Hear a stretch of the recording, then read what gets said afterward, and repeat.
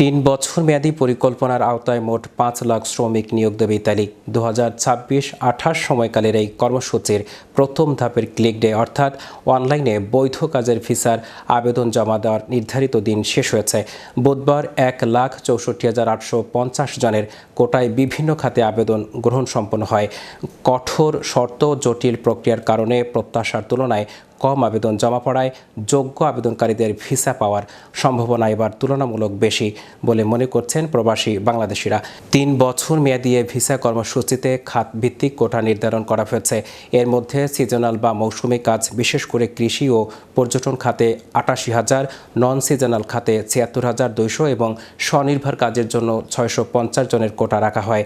গত ১২ই জানুয়ারি থেকে ১৮ই ফেব্রুয়ারি পর্যন্ত ধাপে ধাপে এই আবেদন গ্রহণ করা হয়। শেষ দিনে ডোমেস্টিক বা গৃহস্থলী কাজের জন্য আবেদন তুলনামূলক বেশি ছিল।